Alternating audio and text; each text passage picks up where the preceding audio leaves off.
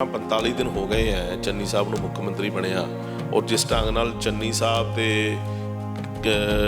ਨਵਜੋਤ ਸਿੰਘ ਸਿੱਧੂ ਦੀ ਆਪਸ 'ਚ ਲੜਾਈ ਸ਼ੁਰੂ ਹੋ ਗਈ ਹੈ ਔਰ ਮੰਤਰੀ ਔਰ ਬਾਕੀ ਲੋਕ ਵੀ ਆਪਸ 'ਚ ਜੁੱਤਮ ਜੁੱਤੀ ਹੋ ਰਹੇ ਹੈ। ਉਹਦੇ ਤੋਂ ਇਹ ਗੱਲ ਸਾਫ਼ ਨਿਕਲ ਕੇ ਬਾਹਰ ਆ ਰਹੀ ਹੈ ਕਿ ਇਹਨਾਂ ਨੂੰ ਪੰਜਾਬ ਦੇ ਭਲੇ ਦੀ ਕੋਈ ਗੱਲ ਨਹੀਂ ਕਰਨੀ, ਨਾ ਇਹਨਾਂ ਨੂੰ ਪੰਜਾਬ ਦੇ ਭਲੇ 'ਚ ਕੋਈ ਦਿਲਚਸਪੀ ਹੈ।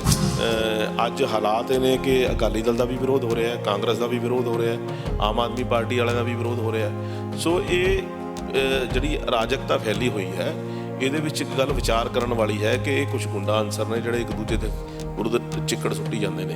12 ਰਾਊਂਡ ਦੀ ਮੀਟਿੰਗ ਦੇ ਵਿੱਚ ਕੇਂਦਰ ਸਰਕਾਰ ਨੇ ਹੀ ਆਪਣੇ ਕਦਮ ਸਕਾਰਾਤਮਕ ਢੰਗ ਨਾਲ ਅੱਗੇ ਵਧਾਏ ਨੇ ਔਰ ਜਥੇਬੰਦੀਆਂ ਦੇ ਵਿੱਚ ਕੁਝ ਲੋਕ ਐਸੇ ਨੇ ਜਿਹੜੇ ਕਿ ਕਿਸਾਨਾਂ ਦਾ ਭਲਾ ਨਹੀਂ ਚਾਹੁੰਦੇ ਹੈਗੇ। ਕੁਝ ਗੱਲ ਨਹੀਂ ਹੋਣੀ, ਕਿਸੇ ਦਾ ਮੂੰਹ ਨਹੀਂ ਕੋਈ ਫੜ ਸਕਦਾ, ਕੋਈ ਕੁਝ ਕਹੀ ਜਾਵੇ। 26 ਜਨਵਰੀ ਦੀ ਘਟਨਾ ਸਾਡੇ ਸਭ ਦੇ ਧਿਆਨ 'ਚ ਹੈ ਕਿ ਕਿਸ ਢੰਗ ਨਾਲ ਉੱਥੇ ਦੇਸ਼ ਨੂੰ ਪੂਰੀ ਦੁਨੀਆ ਦੇ ਅੰਦਰ ਮਜ਼ਾਕ ਬਣਾਇਆ ਗਿਆ। ਇਹ ਵੀ ਸਾਹਮਣੇ ਆਉਂਦੀ ਗੱਲ ਕਿ ਇਹਦੇ ਨਾਲ ਕੌਣ ਲਿੰਕਡ ਨੇ, ਕੌਣ ਇਸ ਸਾਡੇ ਦੇਸ਼ ਦੇ ਵਿੱਚ ਐਸੇ ਗੱਦਾਰ ਬੈਠੇ ਨੇ ਜਿਹਦੇ ਪ੍ਰਤੀ ਸਾਡੀ ਐਡੀ ਸ਼ਰਧਾ ਹੈ ਗੁਰੂ ਸਾਹਿਬ ਦੇ ਪ੍ਰਤੀ, ਉਹ ਗੁਰੂ ਸਾਹਿਬ ਦੀ ਬੇਅਦਬੀ ਕਰਨਾ ਚਾਹੁੰਦੇ ਆ। ਮੈਂ ਬੜੀ ਸਪਸ਼ਟ ਗੱਲ ਤੁਹਾਨੂੰ ਕਹਿ ਰਿਹਾ। ਉਸ ਅੰਦੋਲਨ ਦੇ ਅੰਦਰ ਮੀਡੀਆ ਵੀ ਜਿਹੜਾ ਉਹਨਾਂ ਦੇ ਅਨੁਰੂਪ ਮੀਡੀਆ, ਜਿਹੜਾ ਉਹਨਾਂ ਦੀ ਗੱਲ ਕਰਨ ਵਾਲਾ ਮੀਡੀਆ, ਉਹਨੂੰ ਹੀ ਵੜਨ ਦਿੰਦੇ ਆ। ਜਿਹੜਾ ਉਹ ਸੱਚੀ ਗੱਲ ਪੇਸ਼ ਕਰਨਾ ਚਾਹੁੰਦਾ ਉਹਨੂੰ ਕੁੱਟਦੇ ਨੇ ਫੜ ਕੇ। ਤੇ ਪਿਛਲੇ ਦਿਨਾਂ ਦੇ ਅੰਦਰ ਜਿਸ ਢੰਗ ਨਾਲ ਬੇਅਦਬੀ ਨੂੰ ਬੇਸ ਬਣਾ ਕੇ ਇੱਕ ਹੱਤਿਆ ਹੋ ਗਈ ਹੈ ਉੱਥੇ, ਇਹ ਸਾਰੀਆਂ ਚੀਜ਼ਾਂ ਧਿਆਨ 'ਚ ਕਰਨ ਵਾਲੀਆਂ ਹੈਗੀਆਂ। 100% ਉੱਥੇ ਇਸ ਤਰ੍ਹਾਂ ਦੇ ਐਲੀਮੈਂਟ ਸ਼ਾਮਲ ਹੋਏ ਨੇ ਜਿਹੜੇ ਕਿ ਇਸ ਅੰਦੋਲਨ ਨੂੰ ਕਿਸੇ ਹੋਰ ਪਾਸੇ ਵੱਲ ਨੂੰ ਲੈ ਕੇ ਜਾ ਰਹੇ ਨੇ। ਅੱਜ ਚੰਡੀਗੜ੍ਹ ਦੇ ਵਿੱਚ ਪੰਜਾਬ ਭਾਜਪਾ ਤੇ ਕੇਂਦਰੀ ਲੀਡਰਸ਼ਿਪ ਦੀ ਇੱਕ ਅਹਿਮ ਮੀਟਿੰਗ ਹੋਣ ਜਾ ਰਹੀ ਹੈ। ਮੀਟਿੰਗ ਦੇ ਵਿੱਚ ਕੀ ਖਾਸ ਰਹੇਗਾ? ਸਾਡੇ ਨਾਲ ਜੀਵਨ ਗੁਪਤਾ ਨੇ। ਗੁਪਤਾ ਜੀ, ਸਭ ਤੋਂ ਪਹਿਲਾਂ ਤੁਹਾਡਾ ਸਵਾਗਤ ਹੈ। ਸਤਿ ਸ਼੍ਰੀ ਅਕਾਲ ਜੀ, ਨਮਸਕਾਰ। ਅੱਜ ਜਿਹੜੀ ਕੇਂਦਰੀ ਲੀਡਰਸ਼ਿਪ ਦੇ ਨਾਲ ਮੀਟਿੰਗ ਹੋਣ ਜਾ ਰਹੀ ਹੈ, ਕੀ ਖਾਸ ਰਹੇਗਾ ਇਹਦੇ ਵਿੱਚ? ਦੇਖੋ, ਇਸ ਤਰ੍ਹਾਂ ਹੈ ਕਿ ਸਾਡੀ ਪਾਰਟੀ ਦਾ ਇੱਕ ਸੰਵਿਧਾਨਿਕ ਸਿਸਟਮ ਹੈ ਕਿ ਹਰ 3 ਮਹੀਨੇ ਬਾਅਦ ਸਾਡੇ ਕੇਂਦਰ ਦੀ ਕੌਮੀ ਰਾਸ਼ਟਰੀ ਕਾਰਜਕਾਰਨੀ ਦੀ ਬੈਠਕ ਹੋਣੀ ਹੁੰਦੀ ਹੈ। ਉਹ ਤੋਂ ਬਾਅਦ ਫਿਰ ਪ੍ਰਦੇਸ਼ ਦੀ ਹੁੰਦੀ ਹੈ, ਫਿਰ ਜ਼ਿਲ੍ਹਿਆਂ ਦੀ ਹੁੰਦੀ ਹੈ, ਫਿਰ ਮੰਡਲਾਂ ਦੀ ਹੁੰਦੀ ਹੈ। ਸੋ ਉਸੇ ਪ੍ਰਕਿਰਿਆ ਦੇ ਤਹਿਤ ਸਾਡੀ ਕੌਮੀ ਕਾਰਜਕਾਰਨੀ ਦੀ ਬੈਠਕ ਜਿਹੜੀ ਹੈ ਉਹ ਅੱਜ ਹੋ ਰਹੀ ਹੈ, ਜਿਹਦੇ ਵਿੱਚ ਸਾਡੇ ਕੌਮੀ ਪ੍ਰਧਾਨ ਮਾਨਯੋਗ ਸ਼੍ਰੀ JP ਨੱਡਾ ਜੀ ਬੈਠਕ ਦੀ ਅਧਿਕਸ਼ਤਾ ਕਰ ਰਹੇ ਨੇ ਔਰ ਵਿਸ਼ੇਸ਼ ਰੂਪ ਦੇ ਵਿੱਚ ਸਾਡੇ ਦੇਸ਼ ਦੇ ਪ੍ਰਧਾਨ ਮੰਤਰੀ ਮਾਨਯੋਗ ਸ਼੍ਰੀ ਨਰਿੰਦਰ ਮੋਦੀ ਜੀ ਵੀ ਇਸ ਬੈਠਕ ਦਾ ਹਿੱਸਾ ਨੇ ਔਰ ਪੂਰੀ ਦੀ ਪੂਰੀ ਕੈਬਨਿਟ ਜਿਹੜੀ ਹੈ ਉਹ ਸਾਰੀ ਇਸ ਬੈਠਕ ਦਾ ਹਿੱਸਾ ਹੈ।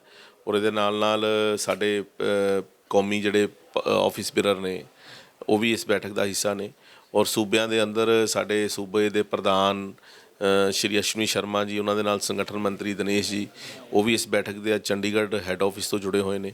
ਇਸੇ ਤਰ੍ਹਾਂ ਸਾਡੇ ਸੂਬੇ 'ਚੋਂ ਕਾਰਜਕਾਰਨੀ ਮੈਂਬਰ ਨੇ ਸ਼੍ਰੀਮਾਨ ਅਵਿਨਾਸ਼ ਰਾਏ ਖੰਨਾ ਜੀ, ਉਹ ਵੀ ਇਸ ਬੈਠਕ ਦੇ ਵਿੱਚ ਜੁੜੇ ਹੋਏ ਨੇ ਔਰ ਹਰਜੀਤ ਸਿੰਘ ਗਰੇਵਾਲ ਜੀ, ਉਹ ਵੀ ਇਸ ਬੈਠਕ ਦੇ ਵਿੱਚ ਜੁੜੇ ਹੋਏ ਨੇ ਚੰਡੀਗੜ੍ਹ ਆਫਿਸ ਤੋਂ ਹੀ। ਸੋ ਔਨਲਾਈਨ, ਕਿਉਂਕਿ ਕੋਵਿਡ ਦੇ ਨਿਯਮਾਂ ਨੂੰ ਧਿਆਨ 'ਚ ਰੱਖਦੇ ਹੋਏ ਪਾਰਟੀ ਦੇ ਜਿਹੜੇ ਸਟੇਟ ਹੈੱਡਕੁਆਟਰ ਨੇ ਉਹਨਾਂ ਤੋਂ ਸਟੇਟ ਦੀ ਲੀਡਰਸ਼ਿਪ ਜੁੜੀ ਹੋਈ ਹੈ ਔਰ ਜਿਹੜੀ ਕੇਂਦਰ ਦੀ ਲੀਡਰਸ਼ਿਪ ਹੈ, ਸਾਡੇ ਆਫਿਸ ਬੇਅਰਰ ਨੇ ਕੇਂਦਰ ਦੇ ਔਰ ਇਹਦੇ ਨਾਲ ਨਾਲ ਮੰਤਰੀਗਣ ਨੇ ਜਿਹੜੇ ਕੇਂਦਰ ਸਰਕਾਰ ਦੇ ਔਰ ਕਾਰਜਕਾਰਨੀ ਦਾ ਹਿੱਸਾ ਨੇ, ਉਹ ਦਿੱਲੀ ਤੋਂ ਜੁੜੇ ਹੋਏ ਨੇ। ਸੋ ਉਹਦੇ 'ਤੇ ਪਿਛਲੇ 3 ਮਹੀਨੇ ਦੇ ਵਿੱਚ, ਪਿਛਲੇ 3 ਮਹੀਨੇ ਪਹਿਲਾਂ ਜੋ ਅਸੀਂ ਚੀਜ਼ਾਂ ਤੈਅ ਕੀਤੀਆਂ ਸੀ, ਉਹਦੇ 'ਤੇ ਅਸੀਂ ਕੀ ਵਰਕ ਕੀਤਾ ਹੈ ਔਰ ਆਉਣ ਵਾਲੇ 3 ਮਹੀਨੇ 'ਚ ਕੀ ਕਰਨਾ ਹੈ, ਇਹ ਸਾਰੀਆਂ ਚੀਜ਼ਾਂ ਇਸ ਬੈਠਕ ਦਾ ਹਿੱਸਾ ਹੁੰਦੀਆਂ ਨੇ। ਔਰ ਸਰਕਾਰੀ ਤੌਰ 'ਤੇ ਸਰਕਾਰ ਔਰ ਸੰਗਠਨ ਦਾ ਤਾਲਮੇਲ ਆਪਸ 'ਚ ਬਣਿਆ ਰਹੇ, ਉਹਦੇ ਵੀ ਵਿਚਾਰ ਵਟਾਂਦਰਾ ਹੁੰਦੀ ਹੈ। ਔਰ ਲਾਸਟ ਦੇ ਵਿੱਚ ਸਾਡੇ ਦੇਸ਼ ਦੇ ਪ੍ਰਧਾਨ ਮੰਤਰੀ ਮਾਨਯੋਗ ਸ਼੍ਰੀ ਨਰਿੰਦਰ ਮੋਦੀ ਜੀ ਦੀ, ਉਹਨਾਂ ਦਾ ਸਾਨੂੰ ਮਾਰਗਦਰਸ਼ਨ, ਉਹਨਾਂ ਦਾ ਨੇਤਰਤਵ ਪੂਰੀ ਪਾਰਟੀ ਨੂੰ ਮਿਲਣਾ ਹੈ, ਉਹਦੇ ਤੋਂ ਸੇਧ ਲੈ ਕੇ ਸਭ ਨੇ ਕੰਮ ਕਰਨਾ ਹੈਗਾ। ਗੱਲ ਕਰੀਏ ਤਾਂ ਪਿਛਲੇ ਦਿਨੀ ਨਵਾਂ ਪੰਜਾਬ ਭਾਜਪਾ ਦੇ ਨਾਲ ਲਾਂਚ ਕੀਤਾ ਗਿਆ ਹੈਗਾ। ਕੈਪਟਨ ਅਮਰਿੰਦਰ ਸਿੰਘ ਨਵੀਂ ਪਾਰਟੀ ਬਣਾ ਰਹੇ ਨੇ ਔਰ ਭਾਜਪਾ ਨਾਲ ਗੱਠਜੋੜ ਕਰਨ ਦੀ ਗੱਲ ਕਰ ਰਹੇ ਨੇ। ਇਕੱਲੇ ਚੋਣ ਲੜੋਗੇ ਜਾਂ ਕੈਪਟਨ ਸਾਹਿਬ ਦੇ ਨਾਲ? ਦੇਖੋ, ਇਸ ਤਰ੍ਹਾਂ ਹੈ ਕਿ ਭਾਜਪਾ ਆਪਣੀਆਂ 117 ਦੀਆਂ 117 ਵਿਧਾਨ ਸਭਾ 'ਤੇ ਤਿਆਰੀ ਕਰ ਰਹੀ ਹੈਗੀ ਹੈ ਔਰ ਭਾਜਪਾ ਚਾਹੁੰਦੀ ਹੈ ਪੰਜਾਬ ਦੇ ਵਿੱਚ ਨਵਾਂ ਪੰਜਾਬ ਬਣਾਉਣ ਦੀ ਗੱਲ ਕਰ ਰਹੀ ਹੈ। ਐਸਾ ਪੰਜਾਬ ਜਿਹੜਾ ਭ੍ਰਸ਼ਟਾਚਾਰ ਮੁਕਤ ਪੰਜਾਬ ਹੋਵੇ, ਐਸਾ ਪੰਜਾਬ ਜਿਹੜਾ ਨਸ਼ਾ ਮੁਕਤ ਪੰਜਾਬ ਹੋਵੇ, ਐਸਾ ਪੰਜਾਬ ਜਿਹੜਾ ਮਾਫੀਆ ਮੁਕਤ ਪੰਜਾਬ ਹੋਵੇ, ਐਸਾ ਪੰਜਾਬ ਜਿਹਦੇ ਵਿੱਚ ਲਾਅ ਐਂਡ ਆਰਡਰ ਸੁਧਰਿਆ ਹੋਇਆ ਹੋਵੇ, ਐਸਾ ਪੰਜਾਬ ਜਿਹਦੇ ਵਿੱਚ ਹਰ ਬੰਦਾ ਆਪਣੇ ਹੱਕਾਂ ਦੀ ਗੱਲ ਕਰ ਸਕਦਾ ਹੋਵੇ। ਅੱਜ ਜਿਸ ਢੰਗ ਨਾਲ ਪਿਛੜੇ ਵਰਗ 'ਤੇ ਤਸ਼ੱਦਦ ਹੋਇਆ ਹੈ, ਅੱਜ ਪਿਛੜੇ ਵਰਗ ਨੂੰ ਜਿਸ ਤਰ੍ਹਾਂ ਦੇ ਉਹਨਾਂ ਦੇ ਅਧਿਕਾਰਾਂ ਤੋਂ ਵਾਂਝਾ ਰੱਖਿਆ ਗਿਆ ਔਰ ਇਹਦੇ ਨਾਲ ਨਾਲ ਕਿਸਾਨੀ, ਵਪਾਰ, ਉਦਯੋਗ, ਇਹ ਸਾਰੇ ਪਿਛੜ ਚੁੱਕੇ ਹੈ। ਨਵਾਂ ਪੰਜਾਬ ਜਿਹੜਾ ਅਸੀਂ ਬਣਾਉਣ ਦੀ ਗੱਲ ਕਰਦੇ ਹਾਂ, ਉਹਦੇ ਵਿੱਚ ਜਿਹੜਾ ਵੀ ਕੋਈ ਸਾਡੇ ਨਾਲ ਮੋਢੇ ਦੇ ਨਾਲ ਮੋਢਾ ਜੋੜ ਕੇ ਗੱਲ ਕਰੇਗਾ, ਉਹ ਮੰਤਰਿਤ ਹੈ। ਜਿੱਥੇ ਤੱਕ ਕੈਪਟਨ ਅਮਰਿੰਦਰ ਸਿੰਘ ਦੀ ਗੱਲ ਹੈ, ਉਹ ਨਵੀਂ ਪਾਰਟੀ ਦਾ ਉਹਨਾਂ ਨੇ ਐਲਾਨ ਕੀਤਾ ਹੈਗਾ ਹੁਣ ਪਿਛਲੇ ਦਿਨਾਂ ਦੇ ਅੰਦਰ। ਉਹ ਪਾਰਟੀ ਉਹਨਾਂ ਦਾ ਗਠਨ ਹੋਣਾ ਹੈ, ਔਰ ਉਹ ਕਿਸ ਤਰ੍ਹਾਂ ਦੀ ਦਿਸ਼ਾ ਅਪਣਾਉਂਦੇ ਨੇ ਇਹ ਸਮਾਂ ਦੱਸੇਗਾ। ਔਰ ਇਹਦੇ ਨਾਲ ਨਾਲ ਇਹ ਅਧਿਕਾਰ ਖੇਤਰ ਸਾਡੀ ਕੇਂਦਰ ਦੀ ਲੀਡਰਸ਼ਿਪ ਦਾ ਹੈਗਾ, ਔਰ ਕੇਂਦਰ ਦੀ ਲੀਡਰਸ਼ਿਪ ਤੈਅ ਕਰੇਗੀ ਕਿ ਅਸੀਂ 2022 ਦੀਆਂ ਚੋਣਾਂ ਕਿਹਦੇ ਨਾਲ ਰਲ ਕੇ ਲੜਨੀਆਂ ਜਾਂ ਇਕੱਲਿਆਂ ਲੜਨੀਆਂ, ਇਹ ਕੇਂਦਰ ਦੀ ਲੀਡਰਸ਼ਿਪ ਤੈਅ ਕਰੇਗੀ। ਸੋ ਇਹ ਆਉਣ ਵਾਲਾ ਸਮਾਂ ਦੱਸੇਗਾ। ਅਫਵਾਹਾਂ ਇਹ ਵੀ ਨੇ ਕਿ ਕੈਪਟਨ ਅਮਰਿੰਦਰ ਸਿੰਘ ਨੂੰ ਪਿੱਛੋਂ ਭਾਜਪਾ ਹੀ ਸਪੋਰਟ ਕਰ ਰਹੀ ਆ। ਨਹੀਂ, ਇਸ ਤਰ੍ਹਾਂ ਅਫਵਾਹਾਂ ਦਾ ਤਾਂ ਕੋਈ ਕਿਸੇ ਤਰ੍ਹਾਂ ਦਾ ਅਸੀਂ ਅਫਵਾਹਾਂ ਨਾਲ ਇਤਫਾਕ ਨਹੀਂ ਰੱਖਦੇ, ਕਿਉਂਕਿ ਇਹ ਅਫਵਾਹਾਂ ਕੇਵਲ ਕਾਂਗਰਸ ਦੀ ਦੇਣ ਹੁੰਦੀ ਹੈ। ਕਾਂਗਰਸ ਨੇ 9.5 ਸਾਲ ਜਿਸ ਨੇਤਾ ਨੂੰ ਮੁੱਖ ਮੰਤਰੀ ਦੇ ਤੌਰ 'ਤੇ ਜ਼ਿੰਮੇਵਾਰੀ ਸੌਂਪੀ ਰੱਖੀ, ਇਹ ਕੋਈ ਛੋਟੀ ਗੱਲ ਨਹੀਂ ਹੁੰਦੀ ਕਿ ਜਿਹਦੇ 'ਤੇ ਐਡਾ ਵੱਡਾ ਵਿਸ਼ਵਾਸ ਕੀਤਾ ਹੋਵੇ, ਤੁਸੀਂ ਉਹਨੂੰ ਇੱਕਦਮ 4 ਮਹੀਨੇ 6 ਮਹੀਨੇ 5 ਮਹੀਨੇ ਪਹਿਲਾਂ ਉਹਦੇ 'ਤੇ ਸਾਰਾ ਕੁਝ ਉਹਦੇ 'ਤੇ ਪਾ ਕੇ ਅਤੇ ਉਹ ਨਵਾਂ ਬੰਦਾ ਲਿਆ ਕੇ ਤੁਸੀਂ ਉਹਨੂੰ ਬਦਨਾਮ ਕਰਨ ਦੀ ਕੋਸ਼ਿਸ਼ ਕਰੋ। ਇਹ ਪੂਰੀ ਸਰਕਾਰ ਦੀ ਜ਼ਿੰਮੇਵਾਰੀ ਹੁੰਦੀ ਹੈਗੀ ਹੈ। ਸੋ ਉਸ ਪੂਰੀ ਸਰਕਾਰ 'ਚ ਇਹਨਾਂ ਦੇ ਸਾਰੇ MLA ਵੀ ਸ਼ਾਮਲ ਨੇ, ਇਹਨਾਂ ਦੀ ਲੀਡਰਸ਼ਿਪ ਵੀ ਸ਼ਾਮਲ ਹੈ। ਸੋ ਅੱਜ ਜਿਸ ਤਰ੍ਹਾਂ 45 ਦਿਨ ਹੋ ਗਏ ਹੈ ਚੰਨੀ ਸਾਹਿਬ ਨੂੰ ਮੁੱਖ ਮੰਤਰੀ ਬਣਿਆ, ਔਰ ਜਿਸ ਢੰਗ ਨਾਲ ਚੰਨੀ ਸਾਹਿਬ ਅਤੇ ਨਵਜੋਤ ਸਿੰਘ ਸਿੱਧੂ ਦੀ ਆਪਸ 'ਚ ਹੁਣ ਲੜਾਈ ਸ਼ੁਰੂ ਹੋ ਗਈ ਹੈ, ਔਰ ਮੰਤਰੀ ਔਰ ਬਾਕੀ ਲੋਕ ਵੀ ਆਪਸ 'ਚ ਜੁੱਤਮ ਜੁੱਤੀ ਹੋ ਰਹੇ ਹੈ, ਉਹਦੇ ਤੋਂ ਇਹ ਗੱਲ ਸਾਫ਼ ਨਿਕਲ ਕੇ ਬਾਹਰ ਆ ਰਹੀ ਹੈ ਕਿ ਇਹਨਾਂ ਨੂੰ ਪੰਜਾਬ ਦੇ ਭਲੇ ਦੀ ਕੋਈ ਗੱਲ ਨਹੀਂ ਕਰਨੀ, ਨਾ ਇਹਨਾਂ ਨੂੰ ਪੰਜਾਬ ਦੇ ਭਲੇ 'ਚ ਕੋਈ ਦਿਲਚਸਪੀ ਹੈ। ਇਹ ਕੇਵਲ ਆਪਣੀ ਕੁਰਸੀ ਕਰਕੇ ਹੀ ਕੰਮ ਕਰ ਰਹੇ ਨੇ। ਕੁਰਸੀ ਦੇ ਭੁੱਖ ਹੈ, ਕੁਰਸੀ ਦੀ ਭੁੱਖ ਕਰਕੇ ਹੀ ਸਾਰੀ ਲੜਾਈ ਹੈ। ਸੋ ਉਹਦੇ 'ਤੇ ਇਹਨਾਂ ਨੂੰ ਆਉਣਾ ਚਾਹੀਦਾ ਹੈਗਾ। ਪੰਜਾਬ BJP ਤਾਂ ਨਵੇਂ ਪਾਸੇ ਨਵੀਆਂ ਗੱਲਾਂ ਲੈ ਕੇ ਜਾਣ ਨੂੰ ਤਿਆਰ ਹੈ, ਔਰ ਉਹ ਕਰਨਾ ਚਾਹੁੰਦੀ ਹੈ। ਪੰਜਾਬ ਦੇ ਲੋਕੀ ਔਰ ਪੰਜਾਬੀ ਸਾਡੇ 'ਤੇ ਵਿਸ਼ਵਾਸ ਵੀ ਕਰਨਗੇ, ਇਸ ਗੱਲ ਨੂੰ ਸਮਝਣ ਵੀ ਲੱਗੇ ਨੇ, ਔਰ ਆਉਣ ਵਾਲੇ ਦਿਨਾਂ 'ਚ ਪਾਰਟੀ ਬੜੇ ਅੱਛੇ ਢੰਗ ਨਾਲ ਆਪਣੀ ਕੰਪੇਨ ਵੀ ਸ਼ੁਰੂ ਕਰੇਗੀ। ਤੁਸੀਂ ਆਖਿਆ ਕਿ ਪੰਜਾਬ ਔਰ ਪੰਜਾਬੀ ਤੁਹਾਡੇ 'ਤੇ ਲਗਾਤਾਰ ਵਿਸ਼ਵਾਸ ਕਰ ਰਹੇ ਨੇ, ਪਰ ਗੱਲ ਕਰੀਏ ਕਿਸਾਨੀ ਸੰਘਰਸ਼ ਚੱਲਦੇ ਹੋਏ ਲਗਾਤਾਰ ਪੰਜਾਬ ਦੇ ਵਿੱਚ ਵੱਡਾ ਵਿਰੋਧ ਵੀ ਹੋ ਰਿਹਾ। ਲੱਗਦਾ ਕਿ ਗਰਾਊਂਡ ਪੱਧਰ 'ਤੇ ਕੰਮ ਕਰ ਸਕੋਗੇ ਜਿਸ ਤਰ੍ਹਾਂ ਵਿਰੋਧ ਹੋ ਰਿਹਾ ਤੁਹਾਡਾ? ਨਹੀਂ, ਵਿਰੋਧ ਤਾਂ ਸਾਰੀਆਂ ਪਾਰਟੀਆਂ ਦਾ ਹੋ ਰਿਹਾ ਜੀ। ਵਿਰੋਧ ਤਾਂ ਦੇਖੋ BJP ਦਾ ਵਿਰੋਧ ਤਾਂ ਪਹਿਲੇ ਦਿਨ ਤੋਂ ਸਾਡੀਆਂ ਜਿਹੜੀਆਂ ਵਿਰੋਧੀ ਸਿਆਸੀ ਪਾਰਟੀਆਂ ਨੇ ਨਾ, ਉਹਨਾਂ ਨੇ ਪ੍ਰਯੋਜਿਤ ਢੰਗ ਨਾਲ ਕੀਤਾ। ਉਹਨਾਂ ਨੂੰ ਪਤਾ ਹੈ ਕਿ ਜੇ BJP ਆਪਣੀ ਗੱਲ ਪੂਰੇ ਪੰਜਾਬੀਆਂ ਤੱਕ ਪਹੁੰਚਾਉਣ 'ਚ ਕਾਮਯਾਬ ਹੋ ਗਈ, BJP ਪੰਜਾਬ ਦੇ ਪਿੰਡਾਂ ਤੱਕ ਪਹੁੰਚਣ 'ਚ ਕਾਮਯਾਬ ਹੋ ਗਈ, ਅਤੇ ਫਿਰ ਉਹਨਾਂ ਦਾ ਮੁੱਲ ਨਹੀਂ ਰਹਿਣਾ ਕੋਈ, ਕਿਉਂਕਿ ਸੱਚੇ ਬੰਦੇ ਨਾਲ ਹਰ ਬੰਦਾ ਤੁਰਦਾ ਹੈਗਾ। ਪਰ ਉਹਨਾਂ ਨੇ ਇਸ ਤੋਂ ਸ਼ੁਰੂਆਤ ਕੀਤੀ। ਹੁਣ ਸ਼ੁਰੂਆਤ ਹੁੰਦਿਆਂ ਅੱਜ ਹਾਲਾਤ ਇਹ ਨੇ ਕਿ ਅਕਾਲੀ ਦਲ ਦਾ ਵੀ ਵਿਰੋਧ ਹੋ ਰਿਹਾ, ਕਾਂਗਰਸ ਦਾ ਵੀ ਵਿਰੋਧ ਹੋ ਰਿਹਾ, ਆਮ ਆਦਮੀ ਪਾਰਟੀ ਵਾਲਿਆਂ ਦਾ ਵੀ ਵਿਰੋਧ ਹੋ ਰਿਹਾ। ਸੋ ਇਹ ਜਿਹੜੀ ਅਰਾਜਕਤਾ ਫੈਲੀ ਹੋਈ ਹੈ, ਇਹਦੇ ਵਿੱਚ ਇੱਕ ਗੱਲ ਵਿਚਾਰ ਕਰਨ ਵਾਲੀ ਹੈ ਕਿ ਇਹ ਕੁਛ ਗੁੰਡਾ ਅਨਸਰ ਨੇ ਜਿਹੜੇ ਇੱਕ ਦੂਜੇ ਦੇ ਵਿਰੁੱਧ ਚਿੱਕੜ ਸੁੱਟੀ ਜਾਂਦੇ ਨੇ। ਸੋ ਉਹਦੇ ਕਰਕੇ ਸਾਰਾ ਕੁਛ ਵਾਪਰ ਰਿਹਾ ਹੈਗਾ। ਪੰਜਾਬ ਸਰਕਾਰ ਦੀ ਬੜੀ ਵੱਡੀ ਨਾਕਾਮਯਾਬੀ ਹੈ ਇਸ ਗੱਲ 'ਚ, ਉਹ ਫੇਲ ਹੈ ਕਿ ਉਹ ਇਹਨਾਂ ਸਾਰੀਆਂ ਚੀਜ਼ਾਂ ਨੂੰ ਰੋਕਣ ਦੀ ਬਜਾਏ ਉਹ ਆਪ ਵਿੱਚ ਵੀ ਸ਼ਾਮਲ ਹੈ। ਸੋ ਮੈਂ ਸਮਝਦਾ ਹਾਂ ਕਿ ਹੁਣ ਪੰਜਾਬ ਦੇ ਲੋਕ, ਖਾਸ ਕਰਕੇ ਜਿਹੜੇ ਪੰਜਾਬ ਦੇ ਭਾਈਚਾਰੇ ਨੂੰ ਮਜ਼ਬੂਤੀ ਨਾਲ ਬੰਨ੍ਹ ਕੇ ਰੱਖਣਾ ਚਾਹੁੰਦੇ ਨੇ, ਪੰਜਾਬ ਨੂੰ ਵਿਕਾਸ ਦੀਆਂ ਲੀਹਾਂ 'ਤੇ ਅੱਗੇ ਲੈ ਕੇ ਜਾਣਾ ਚਾਹੁੰਦੇ ਨੇ, ਉਹ ਜਿਹੜੇ ਲੋਕ ਨੇ ਉਹ BJP ਦੇ ਨਾਲ ਖੜ੍ਹੇ ਨੇ। ਉਹਨਾਂ ਨੂੰ ਪਤਾ ਹੈ ਕਿ BJP ਪੰਜਾਬ ਨੂੰ ਵਿਕਾਸ ਦੀਆਂ ਲੀਹਾਂ 'ਤੇ ਵੀ ਤੇਜ਼ੀ ਨਾਲ ਅੱਗੇ ਵਧਾਏਗੀ, ਪੰਜਾਬ ਦੇ ਭਾਈਚਾਰੇ ਨੂੰ ਵੀ ਬੰਨ੍ਹ ਕੇ ਰੱਖੇਗੀ ਪੂਰੀ ਤਰ੍ਹਾਂ, ਔਰ ਹਰ ਵਰਗ ਦਾ ਧਿਆਨ ਰੱਖੇਗੀ। ਪਿਛੜੇ ਵਰਗ ਨੂੰ ਜਿਹੜੇ ਬੜੇ ਦਿਨਾਂ ਤੋਂ ਇਨਸਾਫ ਨਹੀਂ ਮਿਲ ਰਹੇ ਉਹਨਾਂ ਦਾ ਵੀ ਧਿਆਨ ਰੱਖੇਗੀ। ਕਿਸਾਨਾਂ ਨੂੰ ਜਿਹੜਾ ਉਹਨਾਂ ਦਾ ਹੱਕ ਨਹੀਂ ਮਿਲਿਆ ਉਹਦਾ ਵੀ ਧਿਆਨ ਰੱਖੇਗੀ। ਵਪਾਰੀਆਂ ਨੂੰ ਜਿਹੜੇ ਪਰੇਸ਼ਾਨ ਨੇ ਉਹਨਾਂ ਦੀਆਂ ਪਰੇਸ਼ਾਨੀਆਂ ਦੂਰ ਕਰੇਗੀ। ਉਦਯੋਗਿਕ ਘਰਾਣੇ ਜਿਹੜੇ ਕਿ ਅੱਜ ਪੰਜਾਬ ਨੂੰ ਛੱਡ ਕੇ ਦੂਜੀਆਂ ਪ੍ਰਦੇਸ਼ਾਂ ਦੇ ਵਿੱਚ ਪਲਾਇਨ ਕਰ ਰਹੇ ਨੇ, ਉਹਨਾਂ ਨੂੰ ਰੋਕ ਕੇ ਉਹਨਾਂ ਦੀ ਇੰਡਸਟਰੀ ਨੂੰ ਹੋਰ ਮਜ਼ਬੂਤ ਕਰਨ ਦਾ ਕੰਮ ਕਰੇਗੀ। ਇਹ ਕੇਵਲ BJP ਕਰ ਸਕਦੀ ਹੈ। ਸੋ ਇਸ ਕਰਕੇ ਸਭ ਨੂੰ ਆਸ ਹੈ, ਔਰ ਉਹ ਲੋਕ ਸਾਡੇ ਨਾਲ ਚੱਲਣਗੇ, ਔਰ ਇਸ ਕਰਕੇ ਪੰਜਾਬ ਨੂੰ BJP ਦੀ ਜ਼ਰੂਰਤ ਸਮਝਦਿਆਂ ਹੋਇਆਂ ਉਹ BJP ਦੇ ਨਾਲ ਅਵਸ਼ ਆਉਣਗੇ, ਐਸਾ ਮੈਨੂੰ ਪੂਰਨ ਵਿਸ਼ਵਾਸ ਹੈ। ਤੁਸੀਂ ਆਖਿਆ ਕਿਸਾਨਾਂ ਦੀ ਗੱਲ ਕੀਤੀ ਹੈ, ਕਿਸਾਨਾਂ ਨੂੰ ਉਹਦੇ ਹੱਕ ਨਹੀਂ ਮਿਲ ਰਹੇ, ਔਰ ਗੱਲ ਕਰੀਏ ਤਾਂ ਦਿੱਲੀ ਦੇ ਬਾਰਡਰ ਲੱਖਾਂ ਕਿਸਾਨ ਬੈਠੇ ਨੇ ਹੱਕ ਲਈ, ਅਤੇ ਉਹਨਾਂ ਨਾਲ ਗੱਲਬਾਤ ਕੇਂਦਰ ਸਰਕਾਰ ਨਹੀਂ ਕਰ ਰਹੀ। ਕੀ ਲੱਗਦਾ ਕਿ 2022 ਤੋਂ ਪਹਿਲਾਂ ਉਹਨਾਂ ਦਾ ਹੱਲ ਹੋ ਜੂ ਕੋਈ? ਦੇਖੋ, ਐਸਾ ਹੈ ਕਿ 12 ਰਾਊਂਡ ਦੀ ਮੀਟਿੰਗ ਹੋਈ ਹੈ। 12 ਰਾਊਂਡ ਦੀ ਮੀਟਿੰਗ ਦੇ ਵਿੱਚ ਕੇਂਦਰ ਸਰਕਾਰ ਨੇ ਹੀ ਆਪਣੇ ਕਦਮ ਸਕਾਰਾਤਮਕ ਢੰਗ ਨਾਲ ਅੱਗੇ ਵਧਾਏ ਨੇ, ਔਰ ਜਥੇਬੰਦੀਆਂ ਦੇ ਵਿੱਚ ਕੁਝ ਲੋਕ ਐਸੇ ਨੇ ਜਿਹੜੇ ਕਿ ਕਿਸਾਨਾਂ ਦਾ ਭਲਾ ਨਹੀਂ ਚਾਹੁੰਦੇ ਹੈਗੇ, ਔਰ ਉਹ ਹਮੇਸ਼ਾ ਉਸ ਗੱਲ ਨੂੰ ਤੋੜਨ ਦੀ ਕੋਸ਼ਿਸ਼ ਕਰਦੇ ਨੇ। ਸੋ ਮੈਂ ਸਮਝਦਾ ਹਾਂ ਕਿ ਅਗਰ ਕਿਸਾਨ ਜਥੇਬੰਦੀਆਂ ਦੇ ਵਿੱਚ ਕਿਸਾਨ ਭਰਾ ਇਹਨਾਂ ਗੱਲਾਂ ਨੂੰ ਮੰਨ ਲੈਣ, ਸੋਚ ਲੈਣ ਕਿ ਉਹ ਇਹਨਾਂ ਨੂੰ ਵਿੱਚੋਂ ਕੱਢ ਕੇ ਅਗਰ ਸਿੱਧੇ ਢੰਗ ਨਾਲ ਕਿਸਾਨੀ ਦੇ ਫਾਇਦੇ ਦੀ ਗੱਲ ਕਰਨਗੇ, ਤਾਂ ਮੈਂ ਸਮਝਦਾ ਜ਼ਿਆਦਾ ਫਾਇਦਾ ਹੋ ਸਕਦਾ ਹੈ।